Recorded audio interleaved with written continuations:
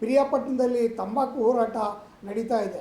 ಯಾಕಂದರೆ 320 ರೂಪಾಯಿ ಇದ್ದಂಥ ರೇಟು ಇವತ್ತು ITC ಕಂಪನಿ ಮತ್ತಿತರ ತಂಬಾಕು ಕಂಪನಿ ಖರೀದಿ ಮಾಡ್ತಕ್ಕಂಥ ಕಂಪನಿಗಳ ಕೈಗೊಂಬೆಗಳಿಗಿರ್ತಕ್ಕಂಥ ಅಧಿಕಾರಿಗಳು ಆ ರೇಟನ್ನು ಬೀಳಿಸಿ ಇವತ್ತು 270 260 ರೂಪಾಯಿ ರೇಟ್ಗಳನ್ನು ಕೊಡ್ತಿದ್ದಾರೆ.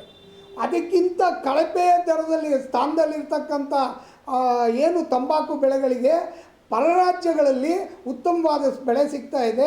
ಇಡೀ ಭಾರತದಾದ್ಯಂತ ನಂಬರ್ 1 ಟೊಬ್ಯಾಕೊ ಬೆಳೆಯನ್ನು ಕೊಡ್ತಕ್ಕಂಥ ಈ ನಮ್ಮ ಪಿರಿಯಾಪಟ್ಟಣದಲ್ಲಿ ಇವತ್ತು 260 270 ರೂಪಾಯಿ ರೇಟನ್ನು ಕೊಡ್ತಿದ್ದಾರೆ. ಇದು ನಿಜಕ್ಕೂ ಹೇಳ್ತೀನಿ, ಕಷ್ಟಪಟ್ಟು ದುಡಿದ ರೈತನ ಗಾಯದ ಮೇಲೆ ಬರೆ ಎಳೆದಂಗೆ.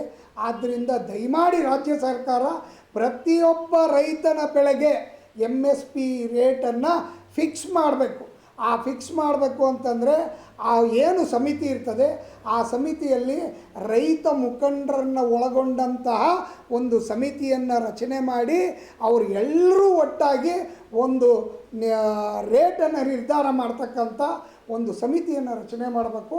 ಅದರ ಮುಖೇನವೇ ಅವರು ಈ ಒಂದು MSP ರೇಟ್ಗಳನ್ನು ನಿರ್ಧಾರ ಮಾಡಬೇಕು ಅಂತೇಳಿ ನಾನು ಆಗ್ರಹಿಸ್ತೇನೆ.